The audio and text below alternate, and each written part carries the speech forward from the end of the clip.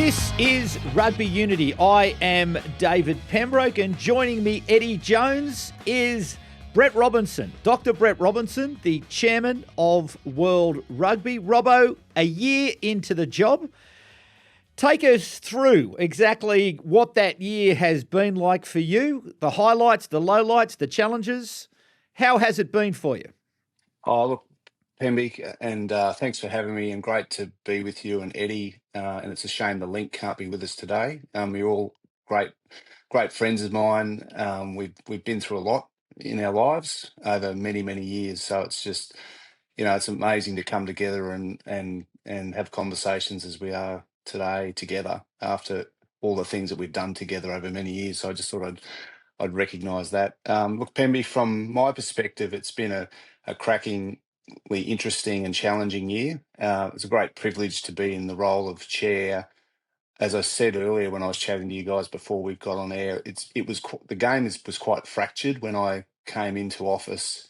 There was a real sort of divide between some countries that were wanting sort of more evolution and some that were really wanting revolution, but also they weren't necessarily connected around what the same things in terms of the revolt. And I feel that 12 months on, we have now united as a game around a consistent plan. And so I spent a lot of my time early on really listening to the voices of the game and ensuring that people sincerely were connected and were being heard. And that takes time. And it's, we have 130 plus members in this game, and we have, 53 voting members of council. So, that stuff doesn't magically happen, but we did a lot of work in engaging with those members to ultimately have a unanimous approval of the next strategic plan for World Rugby in September and the week leading up to the Women's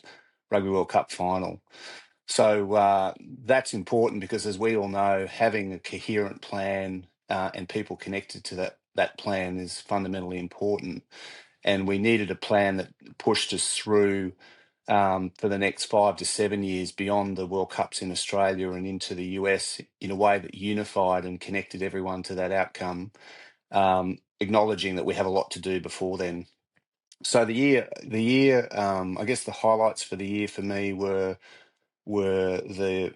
that week in itself being the culmination of a whole lot of work and ultimately an approval.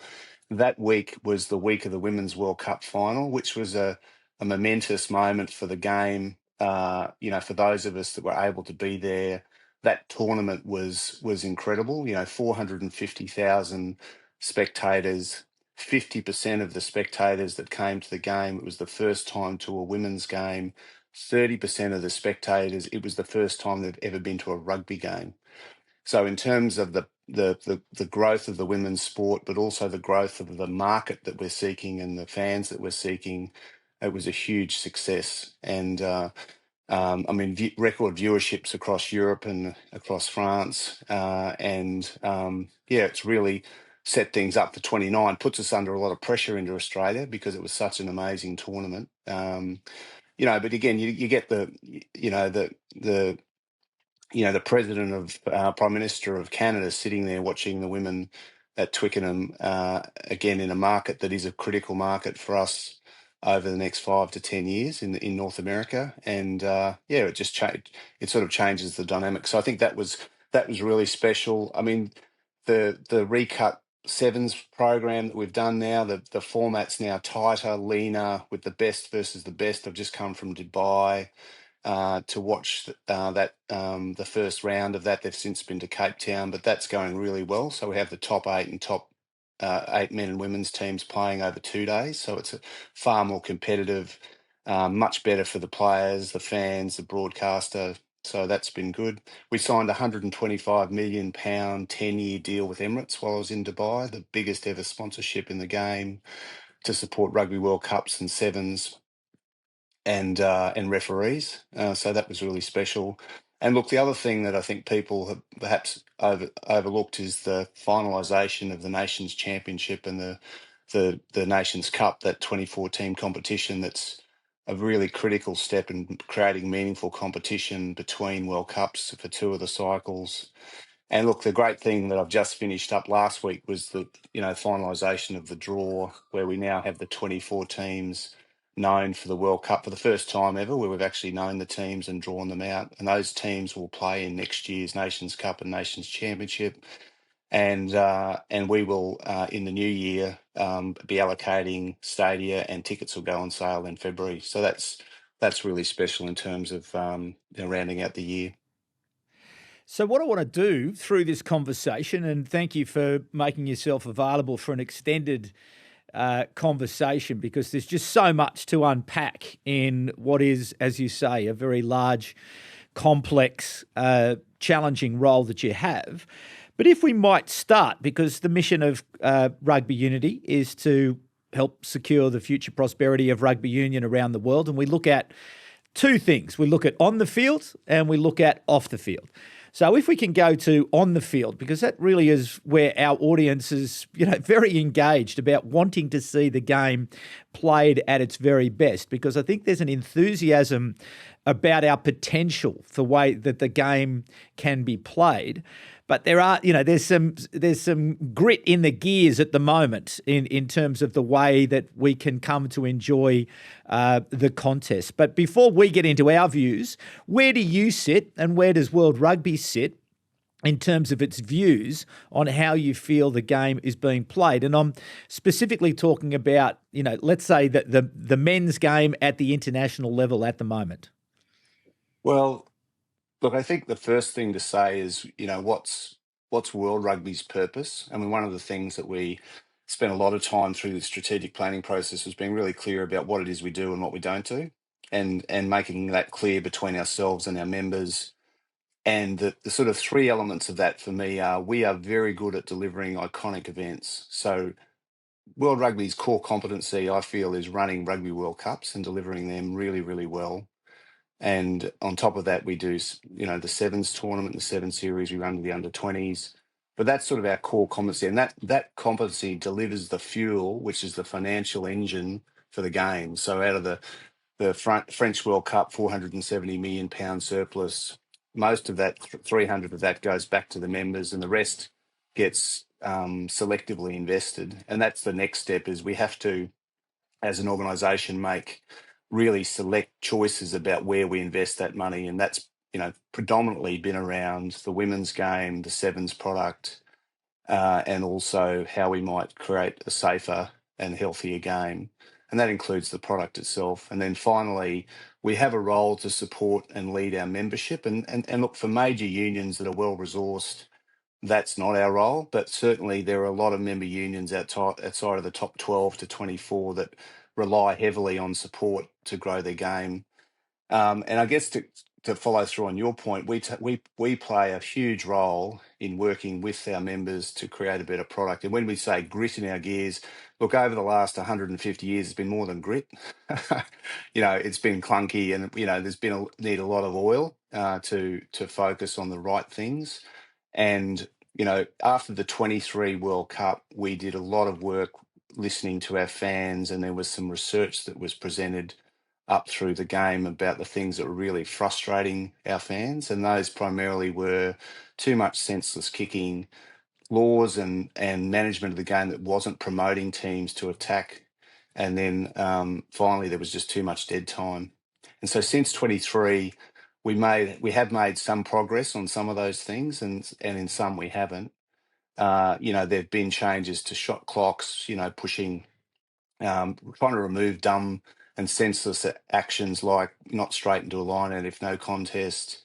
But they're also, the introduction of the 20-minute red card, that was really frustrating because it took us a lot longer, because some of our friends in the Northern Hemisphere needed to better understand it. So I think there's definitely been some wins, but I still feel there are fundamentally some big challenges. And if we go to the TMO as an example, after earlier this year, we had sort of two different perspectives from the North and the South about the role the TMO could play. There have been some trials that have been underway, and I actually don't think that they're working. And so we have acknowledge that, and we're establishing a review over the Christmas period heading into the shape of the game to review that element of the game. And look, to be fair, Super Rugby trialling some new protocols around the TMO as well. I mean, primarily the principles of having uh, uh, the referee in charge of the game and the referee managing resources and being able to make decisions is the primacy of what we believe the role should be. And I don't think that's necessarily the way things have transpired on occasion through the year. So it creates this frustration and confusion about the tail and the dog and who's wagging which. And we believe that isn't working, and we need to review it and consider it over the Christmas period, because we have this run into 27. By about June, July next year, we have to have locked down all the things that we think we need to have done. And I've put it to the team for our upcoming Shape of the Game meeting in February. And we've appointed Mark Robinson, who's retiring from New Zealand Rugby, to chair an independent review panel to challenge us about the way we look at the TMO and some other elements that we may be able to easily shift ahead of the June, July internationals. Because if we don't do it by then, we can't do it any more than a year out. So I think to your point, there's grit, and we need to. I don't think we are moving at a pace. We have a cultural problem in our game that involves us wanting to move all the world together, and that's hard because you have different perspectives on how the game should be played, and hemispheric. And Eddie will have a strong view on this on the way the game should be played, and there'll be alternate views, and we don't have a system that really enables that to move quickly, and that's something I've also challenged us to reconsider as to how do we get the work done. And look, we need ultimately unions and competitions to trial. So what's been wonderful about the Southern Hemisphere, in particular Super Rugby and Australia, New Zealand, is they are open to try new things, and they will be, as we know, coming into the Super Rugby season, they are playing with a whole lot of things, just frustrating things like um, turning scrums into free kicks if they're sort of senseless, silly things like offside or in front of the kicker. And they've got some silly things like that they're trialing to tidy up. They've also, for example, the quick tap for a free kick. If you're not on the mark, it's okay. You can be within a metre or roughly within a metre of the referee, and you can go, because that frustrates the hell out of people when referees start drawing people back when we actually want the game to be fast and operating more quickly.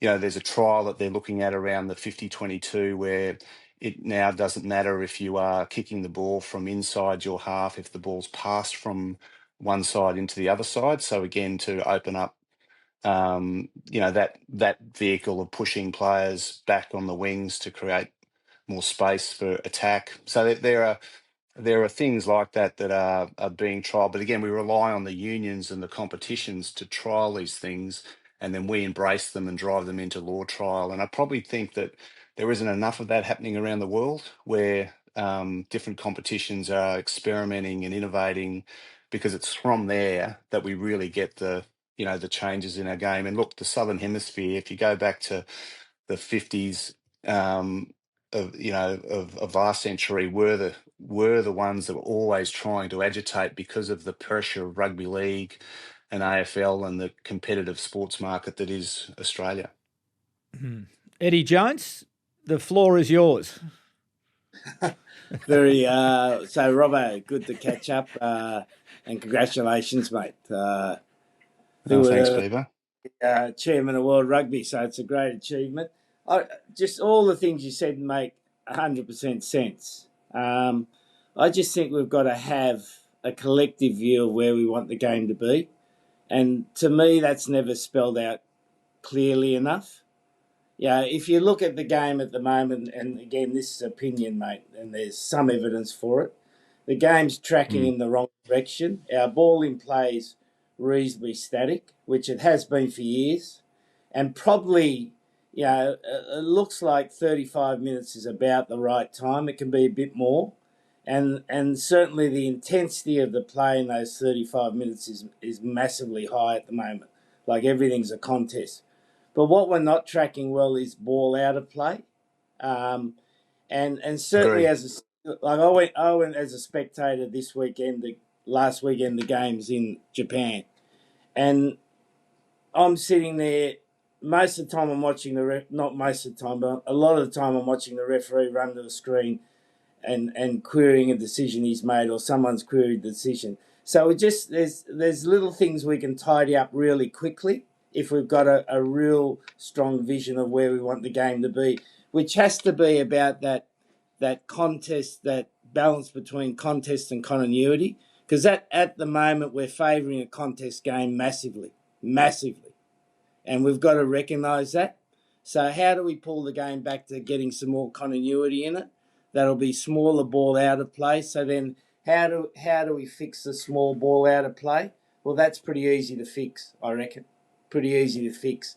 And the problem at the moment, I reckon it goes on for too long, that we have problems in the game. And maybe that's that's where the functionality of World Rugby needs to change in the future. That it needs to be armed with a structure that allows it to make decisions independently of all the national unions quickly.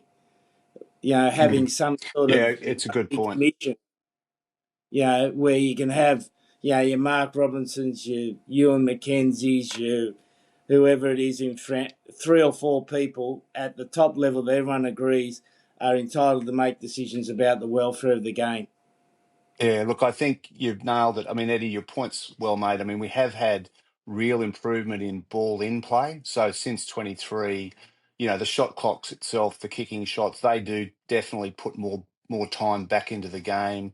But we aren't dealing with the ball out of play issues. We need to drive more fatigue, and because we have stoppages in the game, as you've described, around adjudication of decisions, but also things like, delays around scrum time. There are some points in the game where sides are also, leveraging those opportunities to recover. And we, to your point around contest and continuity, fatigue is an important part of that. So how do we deal with that around the TMO, which I think we are definitely looking to address. And to be fair, Super Rugby are really going to push hard early next year on sharpening that up, which will give us some good ammunition to consider into our international season. I think that we also need to think about this balance around space, Eddie. I think there's a real question about, the combative nature of the advantage line and the tackle line, and the balancing act between contest and continuity in that space. But no, I absolutely agree. I think the ways of working of World Rugby were built from a system still, 30 years ago, and we have to think differently about the way we also, as an example, we need a 75% vote to change any law. And we had a one-stop mall trial that we had been looking at, that we put to a vote in November last year, that missed out by one vote because we found out after the fact that that's because someone pressed the wrong button.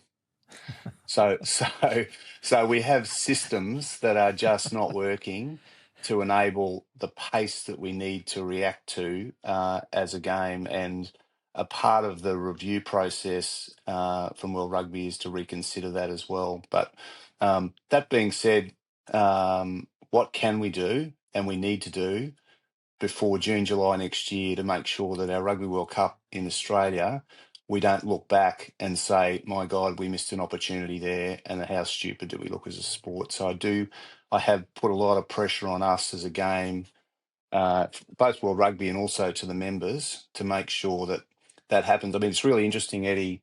We have the Professional Game Committee, which is basically the CEOs of all the top 12 unions come together as a part of one of our subcommittee working groups, and we were talking about this new competition. The Nations Cup actually unites the top 12 unions about consistency of product right through to December next year.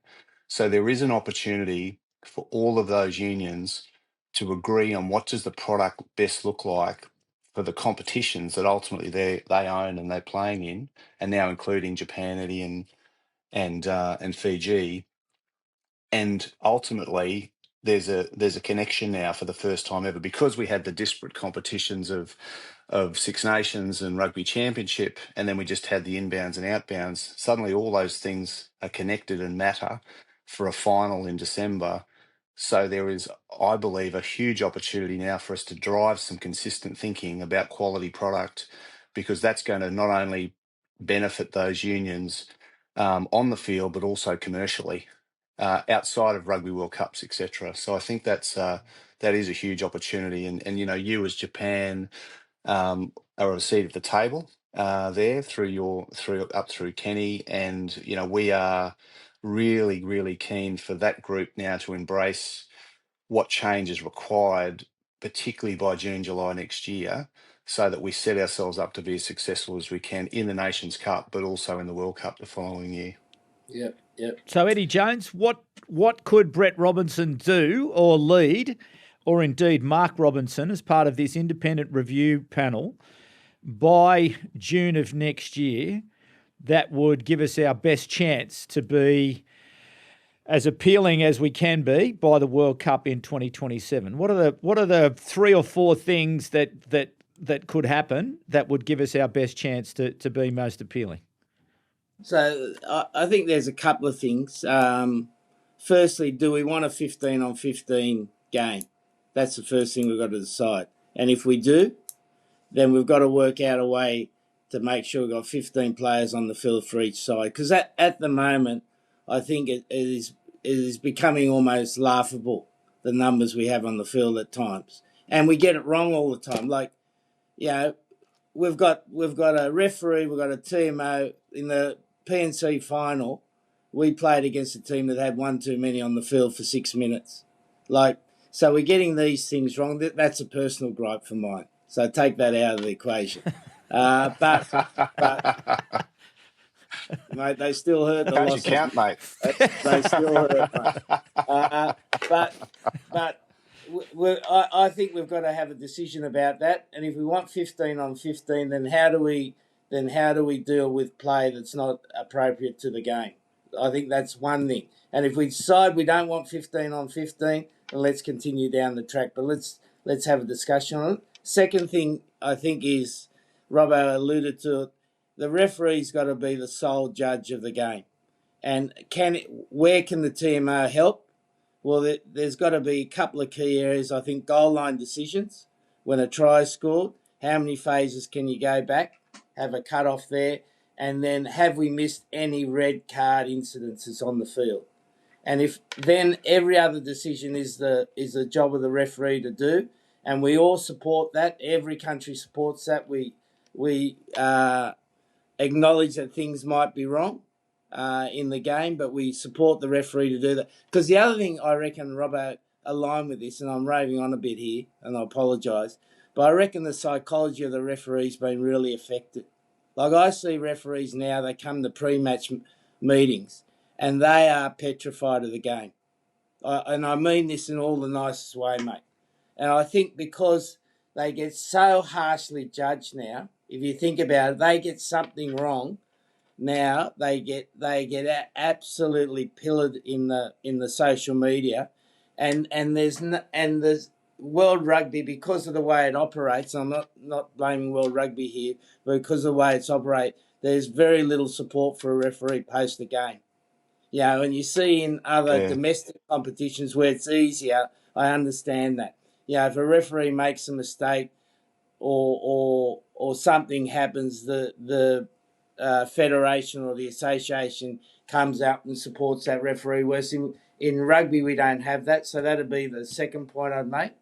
And then the third point is the aerial contest in the game has become a huge part of the game. Huge part of the game now.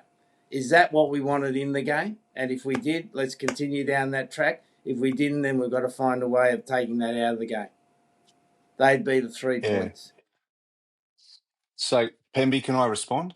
You certainly can, Robbo. Yeah, so definitely on the first so part of the brief is primarily around the TMO review. So for Mark, that input's being well considered to be, Eddie's point. Actually, the Super Rugby trial actually embraces those principles. So you understand that. And look, this is the tension. So sorry, is that 15 on 15? No. Sorry, I'm talking about the TMO piece. I'll come back to the 15 on 15.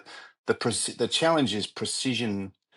The desire for perfection, isn't it? Like how, this drive to be perfect, which we know the game never can be. It's never going to be perfect. We can't be perfect. And I guess the balancing act is to get the mix right, but also, to Eddie's point, to ensure that the referees feel and know they're in command and control, and we support them to do that. And we require them to do that, and they can't default to make decisions. So I think that in that principle, look, the 15 on 15, I have a personal view that we need to reflect upon the role of the full red card. So I think there's the full red card was and always was meant to be to deal with malicious foul play, punching, biting, stomping, eye gouging, all the things Eddie and Link used to do at Randwick in the good old days.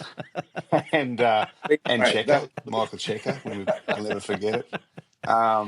Like those things are what a full red card should be used for. But I guess we had some challenges in the recent series where there's still this overlay of using a full red card for high tackle framework or high tackle sanctions, which I think is really difficult because it's in any 1 week you can adjudicate or arguably say that, why wouldn't we have done that in this event and that event? And that created a lot of, I think, confusion. And ultimately, to be fair to the referees that used them in the recent autumn series, they're some of our strongest referees, and they have the courage to be strong and use the tools. But then ultimately, it created inconsistency across the week.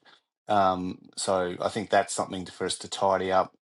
And I do think the 20-minute red card was a good compromise to try and ensure that we have 15 players on the field after a penalty. But to Eddie's point, have we got the balance right? I mean, I'm also a big fan of looking at what other sports do. So we currently use tools that are very historically driven as opposed to what might be the needs of the modern game. And we look at other sports like rugby league, and they use on-report mechanisms. And there are other tools that can deal with issues on the field that can create ongoing contest and continuity of players that we have to open our minds to and not be using, I guess, possibly tools that were relevant 20 or 30 years ago that may not be as relevant today for today's matters. And then, Beaver, the final point, there was one other point you made. The aerial contest. Oh, the aerial contest. Look, that's a great question because, we might remember that because, again, and Eddie does the numbers, you do your stats around probability and risk of having the football or not having the football, and the return rate based on field position. And clearly, over the last 3 to 5 years, there's been greater reward from not having the football, particularly inside your own half. And, the emergence of the box kick, and then we had the aerial ping pong of box kick to box kick to box kick, the caterpillar ruck. You sort of see this trail of cause and effect that plays out in the game. And we tried to deal with that by, putting pressure on the halfback to have to use the ball. We've tried to deal with that by ensuring you don't have, too many caterpillars. And then we've also, put some pressure on having no escorting so that there's a fair contest for possession, which is creating some interesting outcomes around fracture and counter attack.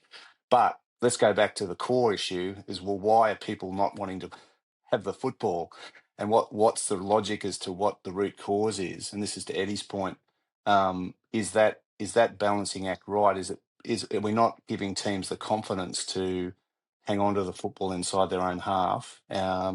And there's obviously the kicking that's the attacking kicking that's going on inside 22s and crossfield kicking, etc.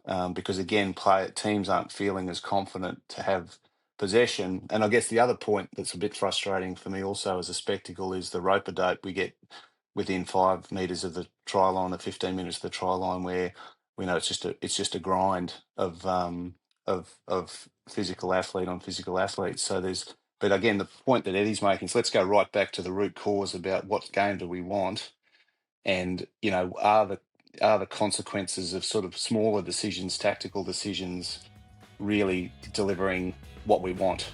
And I don't think that necessarily is working for us as best it can. We're not talking rugby, we're building it. Rugby Unity.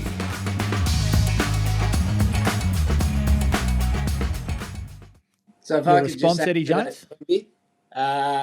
So the latest data coming out, the probability of catching a high ball now for the defending team in a one-on-one duel is less than 30%.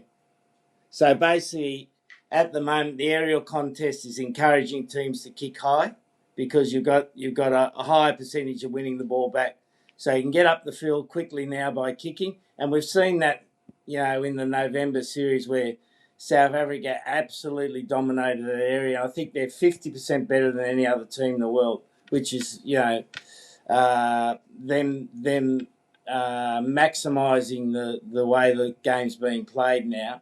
But we're actually encouraging teams to kick higher more often now. And I think there's a couple of things to this. If that's the game we want, that's okay. But we're gonna see more of that, not less of it, because we all play a copycat game, and whatever's being successful, teams will tend to copy to a large degree. So I think there's a question mark on how far we want that to go, and maybe it's only going to get more profitable for the team to kick high in the future than not, unless we bring in the disruptor rule, which the Rugby League brought in to take that away. That unless you're actively going for the ball in the air, you can't just take the space and try to create a distraction for the catcher. So there's a couple of things to think about there. The other thing, I think, historically, if you think about rugby, like apart from certain periods, it's always been a high kicking game. Now is that the game people want to see now? Like that's the other part of the equation. Because if you think about it, most of the teams that were successful in World Rugby have been high kicking games. They haven't been a ball in play. They might have played off kicks, but they haven't been a ball in play. Domestically, around the world, that's been different. You've had teams being able to do that on a domestic level and be ball in play. But historically, international rugby's always been a kicking game. I think, Eddie, the only observation I'd make over the recent period is that despite our frustrations, we've actually had a lot of high-scoring rugby matches. So that the scoring rates and the points that are being put regularly on the park at an international level, particularly in the autumn series, are significant, rightly or wrongly. But I think there's more appetite. I mean, the South Africans are amazing, Eddie, aren't they? So when we all were heading over there in the early 90s, mid 90s, very traditional game, never really had the attacking game or chose to have the attacking athletes that they have today. And to watch the impact of that Indigenous population on the way they play the game and the quality of athlete, and having my son Tom at the under-20s level this year, he played in South Africa in March and also in Italy in June, July. And that South African under-20s team has got a pipeline of amazing athletes coming through in all positions. And their game's so different, isn't it? Like they play to their traditional strengths, but they also have other elements of their game that they possibly didn't have. Maybe that's Tony Brown and influence on Rassie, but it's interesting, isn't it? We have our, as you understand, but there's cultural linkages to the way we like to play as countries, and you've always sort of said it's so important to stay not too far away from some of those things, or you've got to leverage off those things culturally. But also I've seen this sort of shift in dimension from a country like South Africa to be very, very different. And they have a pipeline of athletes, not only in their men's game, but their women's game. That's the next frontier for them, because the success of the Springboks and the impact that's had, Khaleesi and others, on the Indigenous women's population of South Africa has meant that they're producing all these incredible athletes. Sorry, that's a bit of a distraction from where we were. The only thing I'd just say about that, Robbo, is that I reckon we just got to know the game we'd like to have. And I think, if you think about games that have grown over the last period of time, I think they've been really quite not prescriptive, but clear in where they want to see the game going. If you look at the growth of rugby league in Australia, they've turned it into a huge entertainment, ball in play, fast game, right? And domestically that works in Australia. Internationally, it's starting to grow. It's starting to take some players away from Samoa and Tonga and Fiji now, and possibly in New Zealand now. So they've captured a market. International rugby can survive on contests. Like, everyone loves a hard contest game at international rugby. And the games in November, as you rightly said, have been fantastic. But domestically, sometimes that doesn't work for rugby, because people want more entertainment at domestic level. And that's the balancing act for rugby. The game at international rugby probably couldn't be healthier, apart from maybe TMO being too long. Like, it's a healthy game. But domestically, sometimes it doesn't work. And that balancing act of, what's the best... Mate, can I jump in? Because I'm with you. I think the challenge for us is not about our existing rusted on fan. It's about our new markets. Well, I mean, we're trying to grow this game into South America, North America, into Asia, into Africa, and we have to be appealing to the 10 to 15-year-old athlete, the mums and dads of those kids, and we have to have something that's attractive and entertaining. So I absolutely with you. We've got to be very, very careful to be complacent about what we believe to be the future of our game, and I think we need to challenge ourselves about. You go back to that fan data from Rugby World Cup; it's as consistent today as it was then. How are we making sure that our game promotes teams wanting to attack with the football or use the football?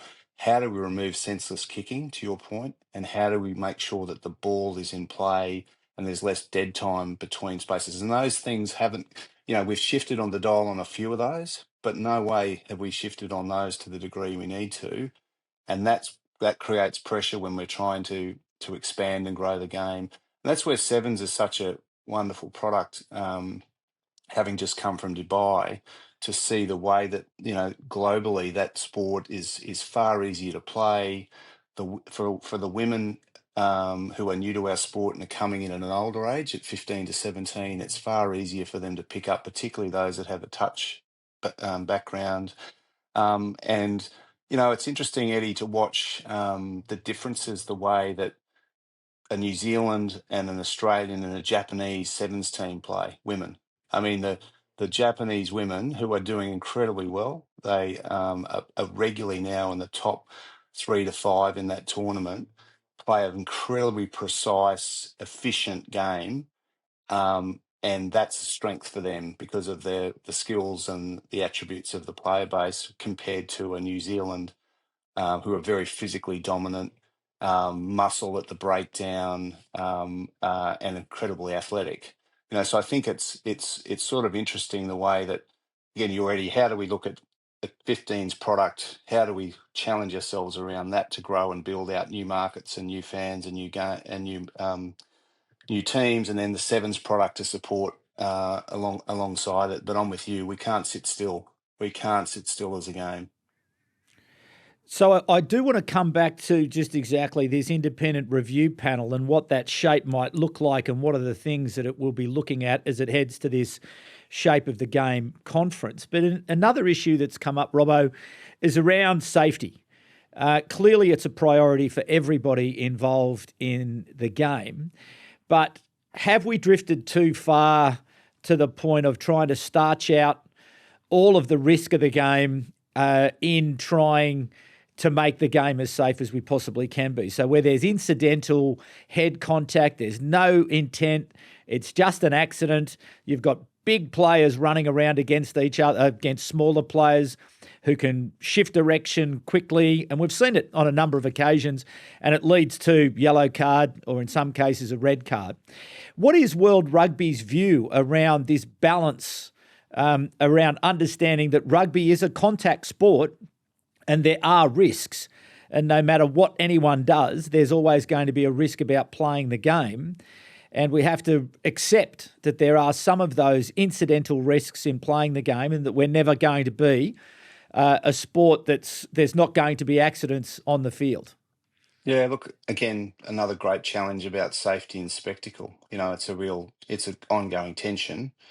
I guess the thing, Eddie and Beaver, we have to acknowledge is that as a game, we have led the world in understanding concussion. And I'm very, very proud of the fact that rugby has been truthful about that challenge, because there's this thing called duty of care. And you guys aren't directors of World Rugby, but I am. And you have a responsibility as a director to act in good faith with information that you understand. And I guess this is the tension about risk reward, and there definitely is, and well understood that risk is in everything we do. You get on an e-scooter. There are 5 people a day that are turning up in Queensland emergency departments who are riding around on these electric scooters and breaking bones and hurting people. I mean, there's bigger risks in the world, I can tell you, than our sport. But we know that there is good data led by our good friend Martin Raftery that who's led this question for us, that says if you are upright into a tackle, you're four times as likely to have a concussion. And we have that information. We know that now with our instrumented mouth guards, that individual athletes have very different profiles of risk around G-force and head acceleration events. And we can determine that at an individual level. So, Eddie and I Eddie might have been a back rower, he would have wished to be. But if we were in the same position, he and I could have very different profiles on the way that he might choose to tackle or does tackle, or his genetic profile. So we are now able to better understand by athlete their risk profile around acceleration dosages. So this data is really powerful for us to manage our athletes, support our athletes. But to your point, the game is not without risk, and we know that. And it's this constant balance about introducing how do we use these tools to make our game safer. And probably the bigger issue is not as much about match load, it's about total load. And Eddie knows this better than anyone in the world about managing athletes over a 12-month period and over a life cycle.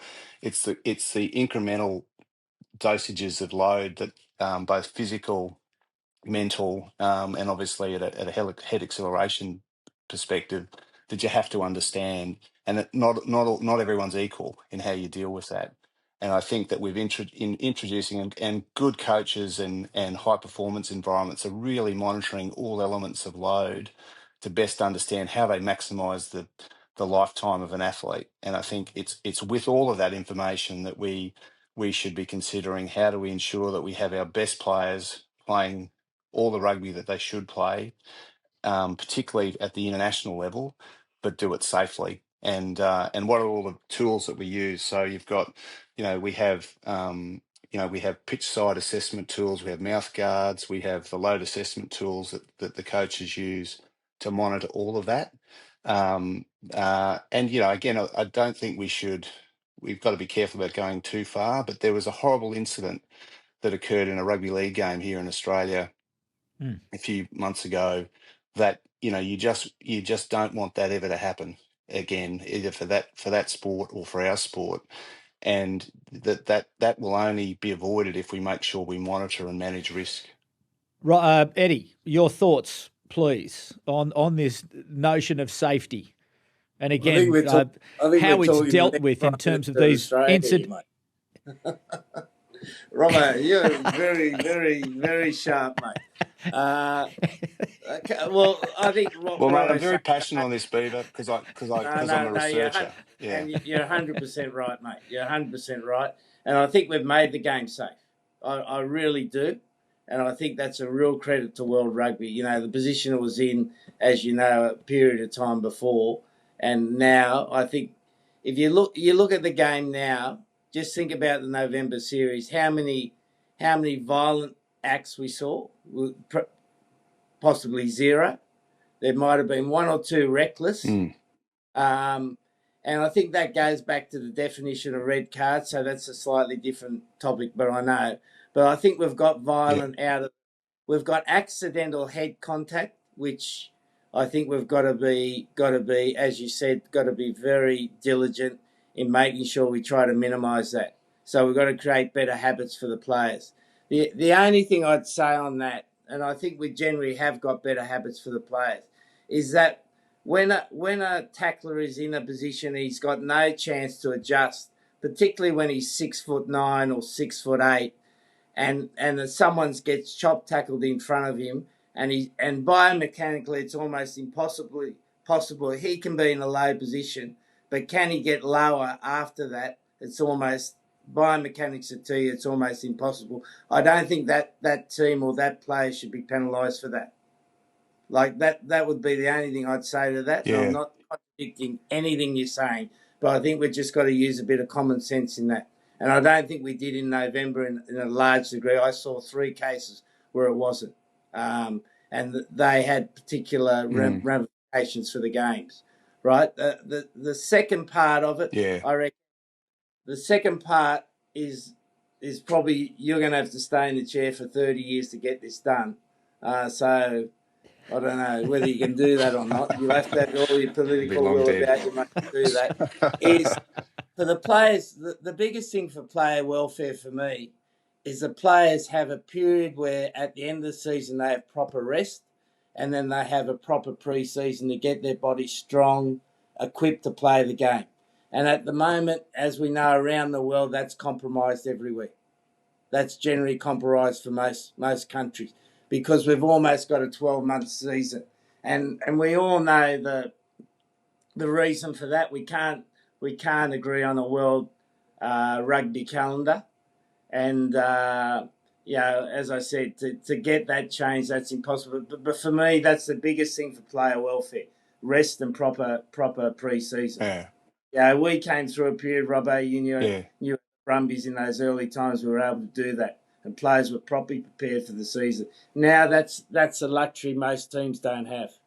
Yeah, no, I agree, Eddie. I mean, we've just had some minimum standards agreed by the council across the world for player load and rest periods, but the trick, as you've said, is that not all environments create windows of opportunity where you can have a complete rest from the game and also a proper pre-season, and the calendar doesn't allow that, and you've got the butting up into the club competitions, and particularly for unions that rely on those club competitions to fund and support their player base, it's really tricky as opposed to those environments that have complete controls. And I think that there has been, I think, Eddie, it's interesting because the jewel in the crown of this is the international calendar, and the Nations Cup and Championship is creating, interestingly, an opportunity for the North and the South to maybe think more broadly about whether we can make that better.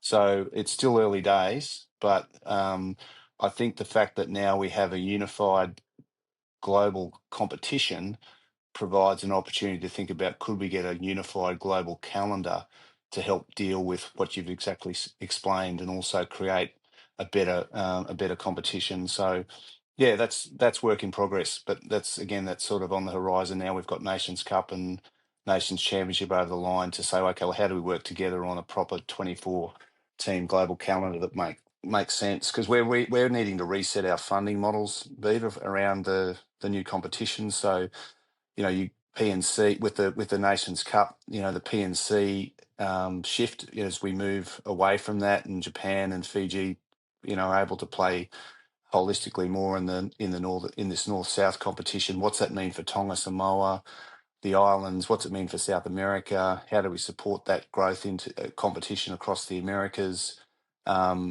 Over the next 2 or 3 years, we're needing to completely reset World Rugby's investment into competition models, because we fully fund the second-tier competition for Nations Cup. We also currently, as you know, sponsor the PNC and also the South American competition and the Americas competition. So we're currently going through a process of reallocating funds to try and get competition models better aligned. So with that, Robbo, that global season then sits as a sort of standing item, is it, of conversation and discussion? Is it Well, regularly? now we've finally got there. I mean, far out. It's only been 8 years. You know, I tell you, it was probably one of the most frustrating moments of that sort of period of between 2016 and 2018-19, when we had this opportunity to amalgamate all of our revenues around broadcast rights to get a global season happening through the Nations Cup or the 2014 comp, but it stalled because of promotion, relegation, and some commercial matters, and it was so disappointing. But ultimately, we've got there only sort of a month or so ago, and we're off. And I think people are a little bit fatigued. I think there's a bit of deal fatigue, but I don't think we quite appreciate the scale of that change because it unites us in so many ways now. So, for example, you know, the French, their first 2 games of the Nations Championship are against New Zealand and Australia. So they're going to have to come to the south and they're going to be at their best, because if they were to drop those 2 matches, and I had dinner with Abdel and Florian Grill a couple of weeks ago in Paris, and they know they've got to really turn up because those few games will really be quite instrumental in terms of the, you know, what happens at the end of the year. So I think that's interesting. And then also, what's that mean around the product? Because we need to have a consistency of how that product's delivered right across the year. And then how does that intersect into the next 12 teams and how we support them? And to Eddie's point, then what does that mean? Is there an opportunity now for us to be, you know, open our minds to the way that the calendar is structured across the year to be more effective and efficient? Because as we know, the current windows are all historical. But we have to work with the clubs, because the clubs ultimately, as we know, pay for a lot of the salaries of a lot of the players. So we've got to be conscious of the role that we work, you know, the role that the Japanese employers and companies pay their players. We've got to be conscious of the LNR and the French salaries, and they don't just pay salaries for French players; they pay salaries for a lot of global players. So how do we work with those, including the Premiership in England? And yeah, it's a complicated jigsaw puzzle, but I think because we've got alignment now around our international calendar at a competition level, there may be opportunities for us to shift some of the structural pieces around as well. So we come to this independent review panel. What's going to be on the list that Mark Robinson? So what's the terms of reference for this piece of work? Scoping it now, Pemby. It's being scoped now. The primacy, though, the top agenda items, TMO. So that's something that we feel we need to review quickly. And fortunately, I think the trial of Super is going to be pretty important, because we'll have I guess a live experience that we can work with. I think the other thing that I've asked Mark to consider in the scope is anything that we can practically change, because again, the laws of the game versus the management of the game, as we know, are 2 different things, and we can interpret and manage the game within the law, and that's something that again can be at a principle level. So are there things also that we should be reflecting upon heading into 27? I think this is, you know, the point about, you know, red cards. We're in this trial period for the 20-minute red card, the full red card. So I think tidying that up is really going to be really important heading into 27. And I've said to Mark as well, if there's anything else that we need to consider, please put it on the list and let's think about it. So that is actually being scoped out, and we've got members of different nations involved in that are supporting him with different capabilities. So that's going to be really important heading into the February meetings at the Lensbury. So can people make submissions to it if people have ideas about what they'd like to be considered? Is there a way of just send them to rugbyunity.com.au? We will organise a submission. We're doing some consumer research, some fan research. We're doing enough internal feedback. We're obviously we're checking in with the unions as well. So we've asked each of so that professional game committee, We've shared with them the shape of the game review process, asked for them to any feedback. So we asked them, the unions, to support and provide feedback. But mate, I'm sure you could join set up some sort of online survey for World Rugby here on your podcast. Okay, happy to do it. No, because we every week on the program we have people participating, and in November alone we had 3.5 million impressions across the platform, and people are so passionate about the game. They're so interested. Everyone's got a view, haven't they? And everyone's got a view. Yeah. Yeah, but the wonderful thing about artificial intelligence these days, in terms of analysis of ideas, it's throw it into the machine. Eddie made the great point. What we need to do is to land on a consistent view of what we want. Yes. And that's challenging across the world because there are different views, and we all have our own particular slants on that. But I do think it's our role as World Rugby.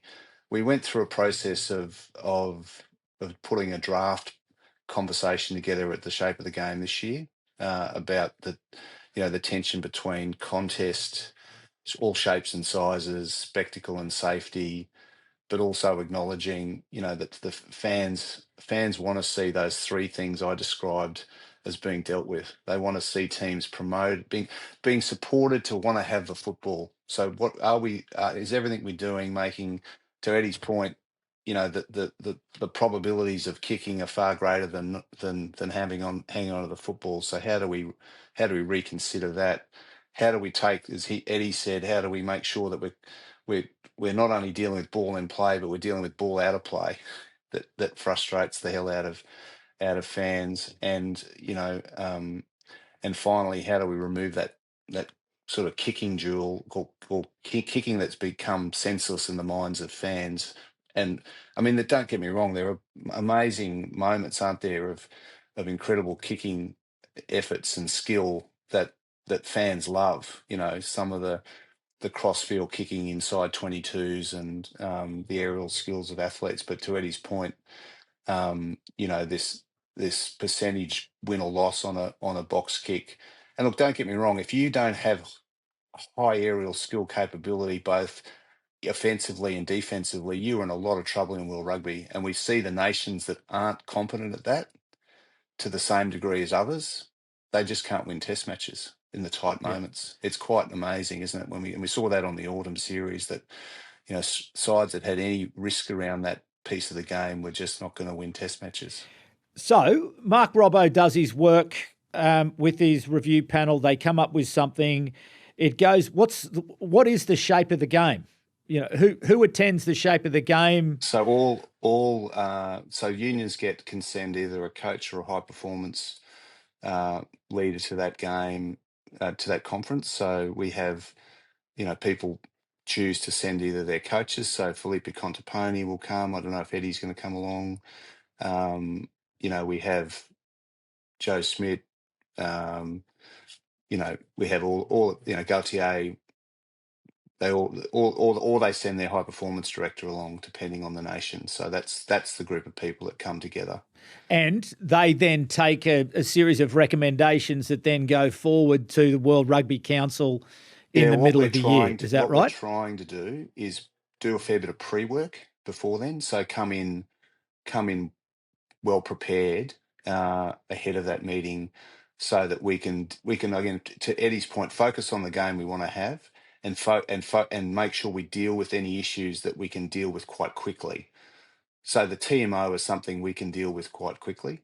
The red card, yellow card, and the sanctioning profile we can deal with quite quickly. So there's some things there that are low-hanging fruit. I mean, there are other elements of the game that do require trial and law change and a vote. So if we're going to do that, it would have to be by June of next year. And look, if you look up the the Super Rugby trials, for example, there are sort of tweaks, like they want to introduce this principle: if you're within a metre of the mark and you take a free kick and a tap, you can go. You don't have to be right on the mark, and that's a law change. So that'd have to go, if it goes to within a metre, that would have to go to council to vote as well. But again, if we have all the unions committed to that through the the February meetings, then we go into June, and it should be something that they principally support and stamp because they've been involved in that discussion before then. So to me, I think that the single biggest issue is this governance really around the World Rugby Council controlling the game. Like, you've got to get 53 people to decide on a law change. Is there any way that the World Rugby Council will appoint a group, like a commission of experts who have the power to make those decisions more quickly, such that we can accelerate the decision making? Or is that just impossible to take place? No, it's not impossible, but it requires them to support it. So ultimately, a change of ways of working, which I am absolutely open to and wanting to drive, needs to say, how do we do this better? So we currently have, for example, we have multiple rugby committees. So Abdel Benazir chairs the professional high performance rugby committee, but we have a sevens rugby committee, a women's rugby committee, a community rugby committee. And they all, again, do we need to have that many committees as a way of getting things done? I mean, there's logic as to why it works, because there are different parts of the game, and we have experts like Timmy Walsh on the sevens, and you've got subject matter expertise, don't get me wrong, but I think that in itself, and how does that play through to our law review process, our trial process, and to change, because the thing is that, unions, innovation starts closest to the customer. So you need to have Eddie in Japan trialing things. We need Australia and New Zealand trialing things. We need, the URC and South Africans trialing things. I mean, they have this in Stellenbosch. They have this university cup that and Eddie's been involved in. We need the game experimenting, but then you have to have a way of filtering through all of that. And well, what does that provide, and how do we give people direction on what's going to work or not? And then you need to lock it down, and you need to have consistency. Otherwise, it confuses people around the world. So there's this tension around innovation and trial versus distillation, finalization, and locking in, and making it consistent, so that when Eddie's preparing his team for 12 months leading into a World Cup, that team know exactly what they're dealing with, and we're not creating confusion. So, and that means in a cycle, you only get so much work time to get that done, and we're running into June next year when we have to have, tidied up things as best we can. Yeah. So that independent review panel is really focused on how the game is going to be played, as opposed to how it may be governed. Its primary profile of review is around the TMO. Okay. So that's the major issue that we want them to review and consider. And then what I've said to Mark and working with the team is, then what else do we want to have made sure we've dealt with reasonably within the time constraints we have, by June next year. So there are some boundaries around what you can achieve, Pemby, in that window of time. No, I totally get it. But I think, there's highly unlikely to be these sort of big bang, we fixed everything about the game, but it's this incremental improvement that I think is encouraging. And certainly on the Rugby Unity program, we have been absolutely celebrating the Nations Championship and the Nations Cup, because we are absolutely in lockstep with you in terms of how does that create opportunity. And I think you've articulated that very well. Well, isn't it great that Eddie and, and his team and Fiji are now playing at that level consistently, through to hopefully a final in 2030 ahead of a US World Cup, Men's World Cup in 31. I mean, that's and then for me, it's about, and we have those next 12 teams knowing their fixture list through to that period as well, and that we can invest the money to help support that. So I think that there is a real, as much as it's taken us a long time, that is a big moment for our sport. Yeah.